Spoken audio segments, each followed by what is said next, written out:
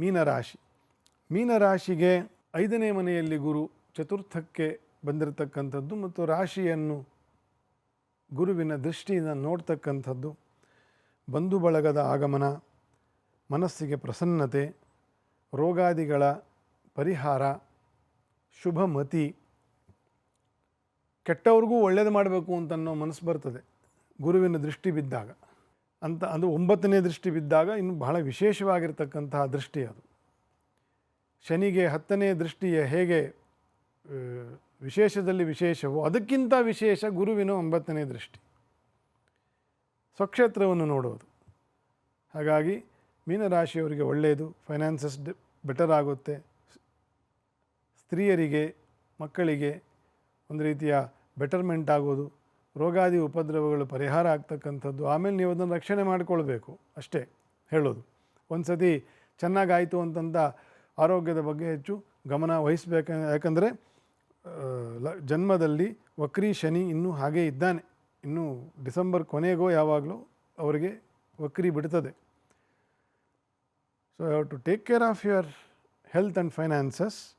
But Guru is most benefiting to you compare to all 12 rashis. 12 ರಾಶಿಗಳಿಗೂ compare ಮಾಡಿದರೆ ಮೀನರಾಶಿಯವರಿಗೆ ಗುರುವಿನ ಅನುಕೂಲ ಚೆನ್ನಾಗಿ ಅಥವಾ ವಿಶೇಷವಾಗಿ ಇರತಕ್ಕಂತಹ ತಿಂಗಳು ಅಂತಂತ ಹೇಳಬಹುದು.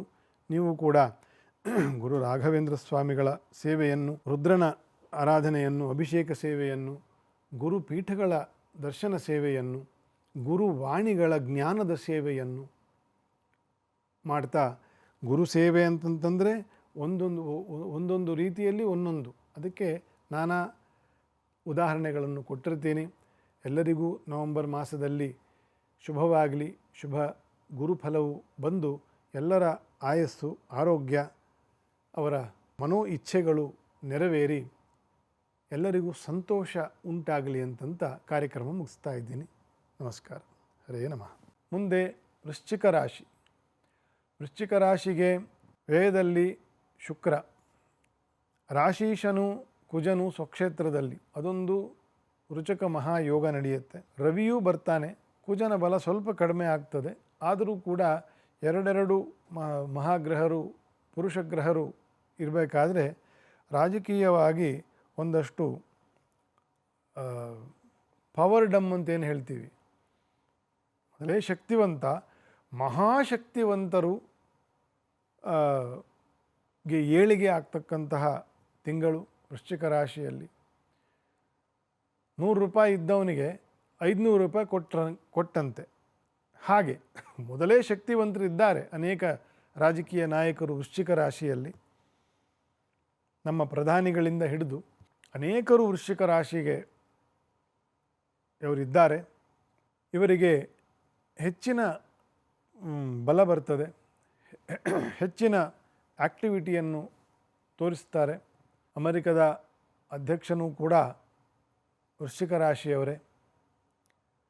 ಸೊ ಅನೇಕರು ಈ ರಾಜಕೀಯವಾಗಿರ್ತಕ್ಕಂಥ ಏಳಿಗೆಗೆ ಸಂಬಂಧಪಟ್ಟಿರ್ತಕ್ಕಂತಹ ಒಂದು ಮಾಸ. ಈ ಕುಜ ಮತ್ತು ರವಿಗಳ ಅನುಕೂಲ ಇರತಕ್ಕಂಥದ್ದು, ರವಿಯ ಅನುಕೂಲ, ಶುಕ್ರನ ಅನುಕೂಲ, ಗುರುವಿನ ಅನುಕೂಲ. 9ನೇ ಮನೆಯಲ್ಲಿ ಗುರು, ದ್ವಿತೀಯಾಧಿಪತಿ ನವಮದಲ್ಲಿ ಬಂದರೆ ವ್ಯವಹಾರದಲ್ಲಿ 100 ರೂಪಾಯಿ ಸಂಪಾದನೆ ಮಾಡೋ ಜಾಗದಲ್ಲಿ 500 ರೂಪಾಯಿ ಸಂಪಾದನೆ ಮಾಡ್ಬೋದು, ಆಗುತ್ತೆ.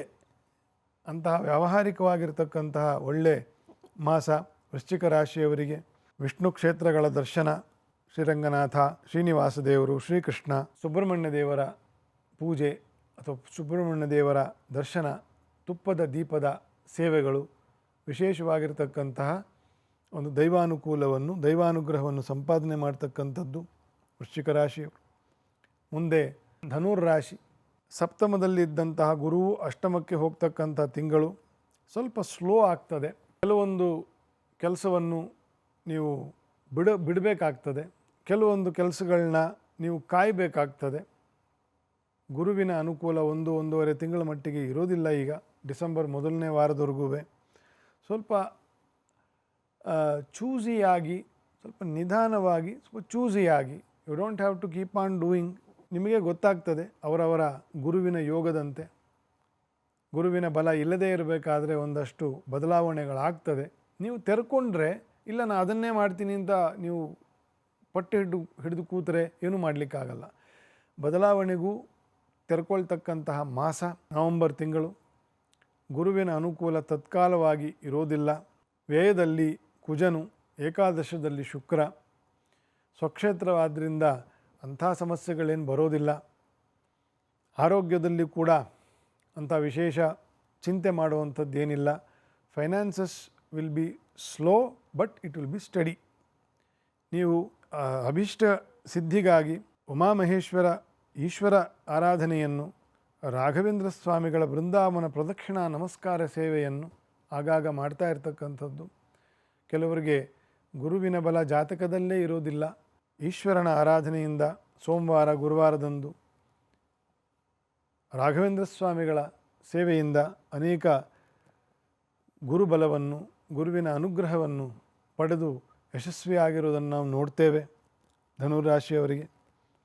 ಮುಂದೆ ಮಕರ ರಾಶಿ. ಷಷ್ಠದಲ್ಲಿ ಇದ್ದ ಗುರು ಸಪ್ತಮಕ್ಕೆ ಉಚ್ಚದಲ್ಲಿ ಬರುವುದು. ಮದುವೆ, ಮುಂಜಿ, ಮಕ್ಕಳ ಕೊರತೆ ಇರೋರಿಗೆ ಇನ್ನೊಂದು ಮಕ್ಕಳಾಗ್ತಕ್ಕಂಥದ್ದು. ಮದುವೆಯ ದಾಂಪತ್ಯದಲ್ಲಿ ಒಂದು ಶುಭವಾಗಿರ್ತಕ್ಕಂಥ ಮನಸ್ಸು ಬರ್ತಕ್ಕಂಥದ್ದು. ಮಿಸ್ಅಂಡರ್ಸ್ಟ್ಯಾಂಡಿಂಗ್ಸ್ ಇದ್ದರೆ ಅದು ಸರಿಯಾಗ್ತಕ್ಕಂಥದ್ದು. 7ನೇ ಮನೆಯಲ್ಲಿ ಉಚ್ಚ ಗುರುವಿನ ಫಲ. Make best out of it ಅಂತ ತುಂಬ ಒಳ್ಳೆಯ ಫಲ ಇರ್ತಕ್ಕಂಥದ್ದು ಒಂದು ತಿಂಗಳು, ಡಿಸೆಂಬರ್ ಫಸ್ಟ್ ವೀಕ್ವರೆಗೂ. ಅದರಲ್ಲಿ ನಿಮ್ಮ ಸಂಬಂಧದಲ್ಲಿ ಏನು ಬೆಸ್ಟ್ ಇದೆಯೋ ಅದನ್ನು ಚೆನ್ನಾಗಿ ಸಾಧನೆ ಮಾಡಿಕೊಳ್ಳಿ. ಜಪ ತಪ ಚೆನ್ನಾಗಿ ಮಾಡೋರು ಇನ್ನೂ ಹೆಚ್ಚಾಗಿ ಮಾಡ್ತಾರೆ, ಇನ್ನೂ ಹೆಚ್ಚಾಗಿ ಅದನ್ನು ಅನುಭವಿಸ್ತಾರೆ. ಟೆಕ್ನಾಲಜಿ, ಸೈನ್ಸು ಇಂಥ ಲೈನಲ್ಲಿರ್ತಕ್ಕಂಥವರು ಇನ್ನೂ ಅನೇಕವಾಗಿರ್ತಕ್ಕಂಥ ಸಾಧನೆಯನ್ನು ಮಾಡುವಂಥ ಅವಕಾಶ ಜಾಸ್ತಿ ಆಗುತ್ತೆ. ಯಾವ್ಯಾವ ಲೈನಲ್ಲಿ ಇದ್ದೀರೋ ಆಯಾ ಲೈನಿನ ಬಳಕೆ, ಆಯಾ ಲೈನಿನ ಅವಕಾಶಗಳು ಹೆಚ್ಚು ತೆರ್ಕೊಳ್ತದೆ, ಹೆಚ್ಚು ಪ್ರಾಮಿನೆನ್ಸ್ಗೆ, ಇಂಪಾರ್ಟೆನ್ಸ್ಗೆ ಬರ್ತದೆ. ಅದನ್ನು ನೀವು ಚೆನ್ನಾಗಿ ಬಳಸ್ಕೊಳ್ಬೇಕು ಈ ತಿಂಗಳು ಮಕರ ರಾಶಿಯವರು. ಮಹಾವಿಷ್ಣುವಿನ ಸ್ಮರಣೆ, ನಾಮಸ್ಮರಣೆ, ದರ್ಶನ, ಶ್ರೀನಿವಾಸ ದೇವರು, ನರಸಿಂಹದೇವರು, ಏನಾದರೂ ನಿಮಗೆ ಯಾವುದು ಸುಲಭ ಆಗ್ತದೆ ಅದನ್ನು ನೋಡಿಕೊಂಡು ಬಹಳ ವಿಶೇಷವಾದ ತಿಂಗಳು ವಿಷ್ಣುವಿನ ಆರಾಧನೆಯನ್ನು ಹೆಚ್ಚು ನಡೆಸಿಕೊಂಡು ಮುಂದೆ ಹೋಗ್ತಕ್ಕಂಥದ್ದು ಒಳ್ಳೆಯದು ಮಕರ ರಾಶಿಯವರಿಗೆ. ಕುಂಭರಾಶಿ. ಅಲ್ಪಕಾಲದಲ್ಲಿ ಪಂಚಮ ಗುರುವು ಮರೆಯಾಗಿ ಷಷ್ಠಕ್ಕೆ ಬಂದಿದ್ದಾರೆ. ಸ್ವಲ್ಪ ಸ್ಲೋ ಆದಂತೆ ಕಾಣ್ತದೆ. ಸ್ವಲ್ಪ ಏನೋ ಒಂದು ಅಡೆತಡೆಗಳು, ವಿಘ್ನಗಳು ಬಂದಂತೆ ಭಾಸವಾಗ್ತದೆ. ಚೆನ್ನಾಗಿ ಗುರುವಿನ ಪ್ರಾರ್ಥನೆ ಮಾಡಿ. ಗುರು ವಿಶೇಷವಾಗಿರ್ತಕ್ಕಂತಹ ಗ್ರಹನಾದ್ದರಿಂದ ಅವನ ಬದಲಾವಣೆ ಆದಾಗ ಎಂತೆಂಥವರು ಸ್ವಲ್ಪ ಅಲ್ಲಾಡ್ತಾರೆ, ಎಂತೆಂಥ ಶಕ್ತಿವಂತರು ಕೂಡ ಸ್ವಲ್ಪ ಅಲ್ಲಾಡ್ತಾರೆ ರಾಶಿಯಿಂದ ರಾಶಿಗೆ ಬದಲಾವಣೆ ಆದಾಗ. ಹಾಗಾಗಿ ಗುರುವಿನ ಅನುಗ್ರಹವನ್ನು, ಗುರುವಿನ ಪ್ರಾರ್ಥನೆಯನ್ನು, ಕೃಷ್ಣಂ ಒಂದೇ ಜಗದ್ಗುರುಂ, ಕೃಷ್ಣನಿಗಿಂತ ದೊಡ್ಡ ಗುರು ಯಾರಿದ್ದಾರೆ?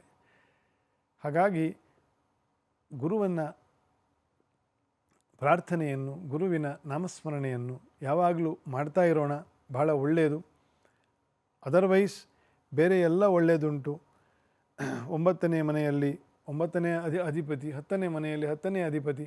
ಸೊ ಇದೆಲ್ಲ ಒಳ್ಳೆ ತಿಂಗಳಿನ ಲಕ್ಷಣ. ಗುರುವಿನ ಅನುಕೂಲ ಸ್ವಲ್ಪ ಕಡಿಮೆ ಇರ್ತದೆ.